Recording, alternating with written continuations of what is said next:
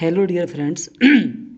अब हम कक्षा 7 की इंग्लिश बुक के लेसन नंबर 7 के चैप्टर द रेस्पॉन्सिबल किंग के क्वेश्चन आंसर का अध्ययन करेंगे। हाँ, और दोस्तों वीडियो को पूरा देखें, पूरा अंत तक देखें और इसको लाइक, शेयर व सब्सक्राइब करना भी ना भूलें। चलिए क्वेश्चन आंसर का अध्ययन करते हैं।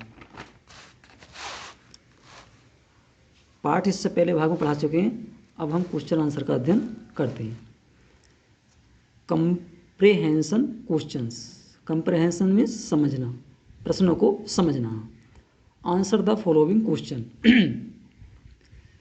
निम्नलिखित प्रश्नों के उत्तर दीजिए। इसकी हिंदी हुई है। Question number A, why was the king unhappy. राजा दुखी क्यों था। इसके क्वेश्चन देखिए, ये हमने लिखे हैं, इसमें देखेंगे। Answer the following question. Why was the king unhappy. राजा दुखी क्यों था। अनहैप्पी मीन्स दुखी, राजा दुखी क्यों था। The king was unhappy because the people of his kingdom were irresponsible. Irresponsible means गैर जिम्मेदार।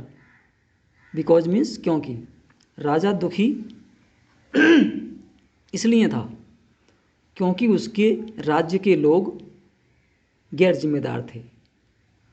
क्वेश्चन नंबर 1 का आंसर, राजा दुखी इसलिए था क्योंकि उसके राज्य के लोग गैर जिम्मेदार थे।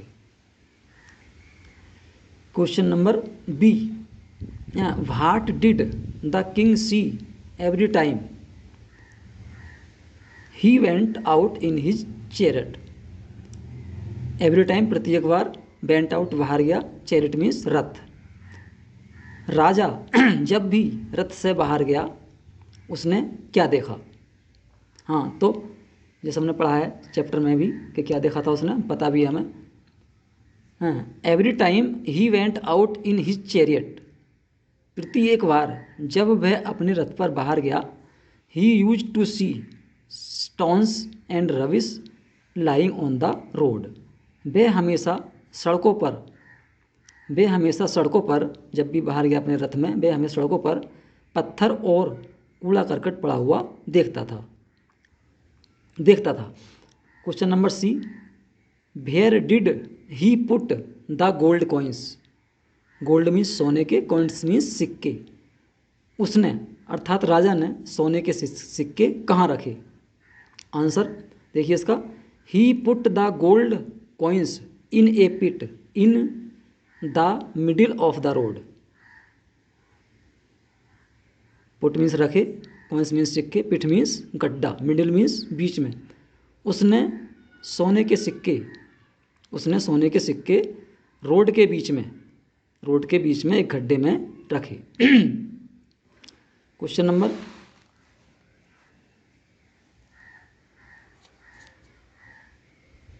डी,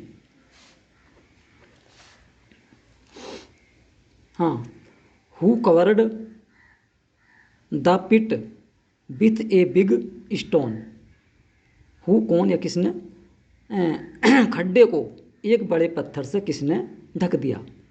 इसका आंसर होगा, द किंग एंड द वजीर covered the pit with a big stone. Pit means खड्डा होता है। राजा और वजीर ने खड्डे को एक बड़े पत्थर से ढक दिया। Question number E, why did the people not remove the stone from the road. Why did the people not remove means हटाना। Why did the people not remove, लोगों ने पत्थर को रोड पर से क्यों नहीं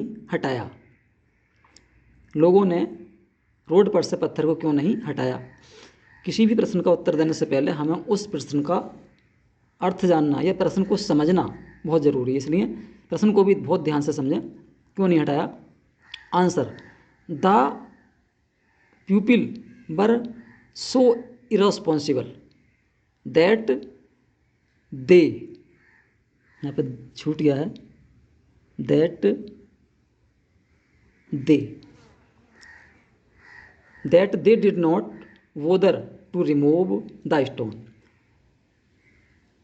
वो लोग इतने गैर जिम्मेदार थे, इर्रिस्पॉन्सिबल गैर जिम्मेदार थे, वे लोग इतने गैर जिम्मेदार थे कि उन्होंने पत्थर को हटाने की चिंता ही नहीं की। बोदर मीन्स चिंता ही नहीं की। वे लोग इतने या जनता इतनी गैर जिम्मेदार थी कि उन्होंने पत्थर को हटाने की चिंता ही नहीं की।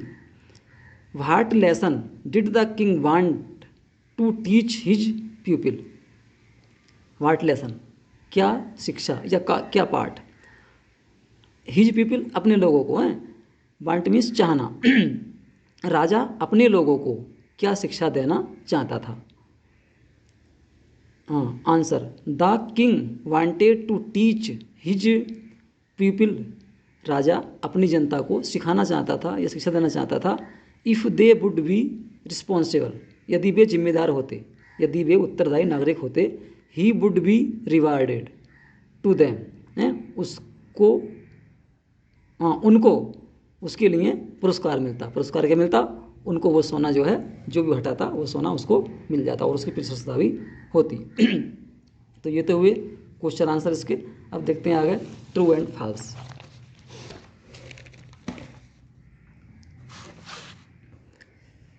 राइट ट्रू और false the given statements. Statements क्या होता? कथन।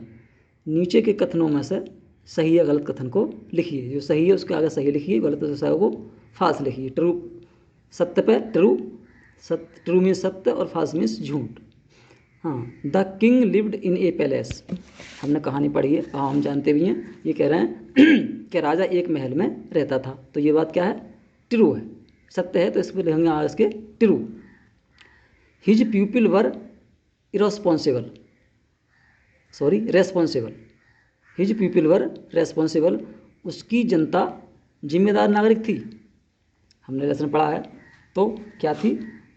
ये क्या है? फॉल्स है। उसकी जो जनता थी वो जिम्मेदार नागरिक नहीं थे।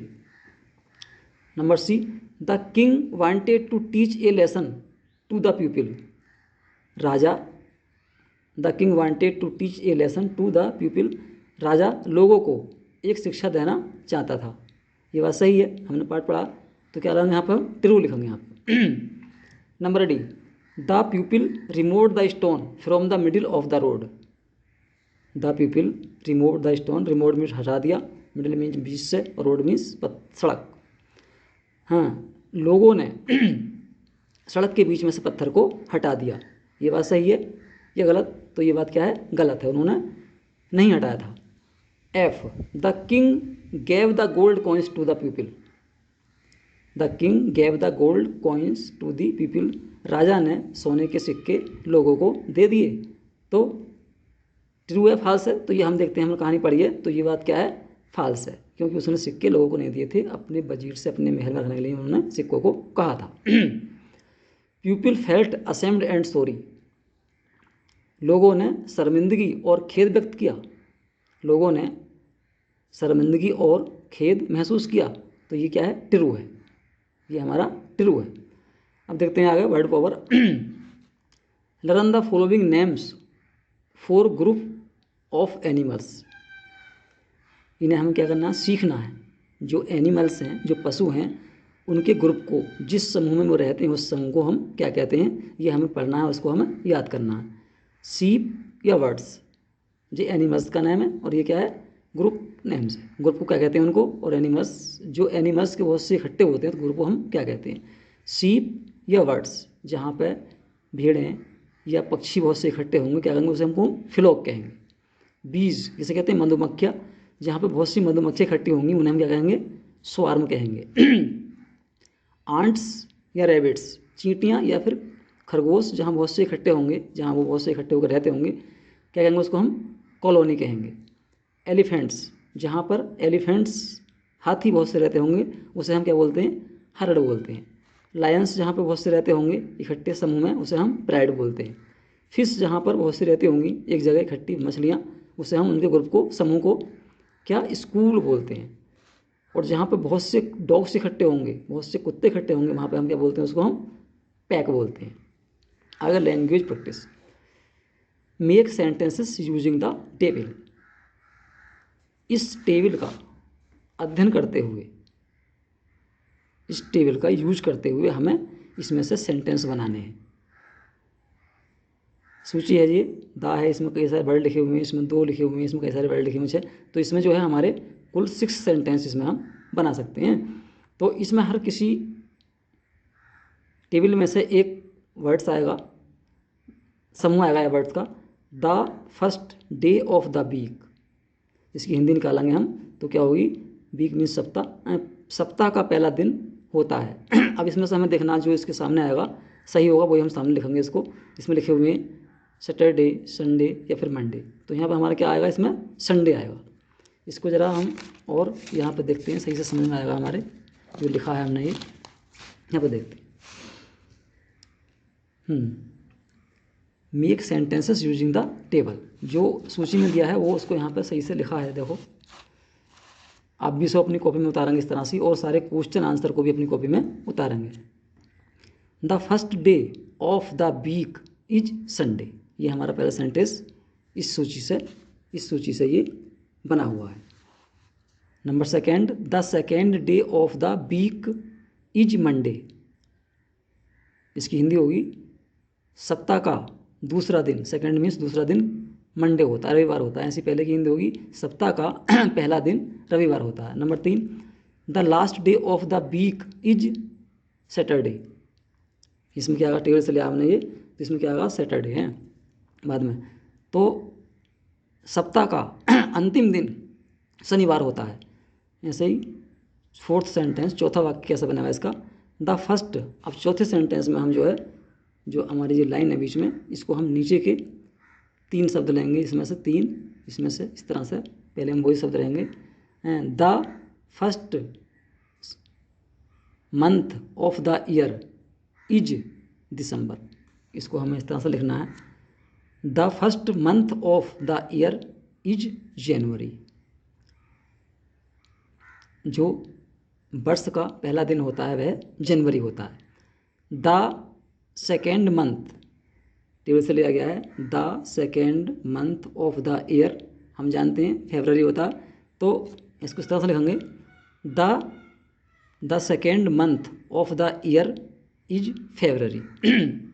ऐसे ही 6 सेंटेंस बना हुआ है हमारा। द, यहाँ से देखते हैं हम इसको, the last month of the year, वर्ष का अंतिम महीना कौन सा होता, हम जानते हैं क्या होता, दिसंबर, तो इसको भी हम इस तरह से लिखा हमने ये, the last month of year is December, इस तरह से होता है ये। इसको हम ध्यान से पढ़ेंगे तो हमारे एक बार में याद हो जाएगा। और हाँ, वीडियो पूरा देखें और इस तरह से हम इसको अपने मित्रों और साथियों को भी शेयर कर सकते हैं। और इस वीडियो को लाइक, शेयर व सब्सक्राइब करना ना भूलें। पूरा वीडियो देखने के लिए धन्यवाद।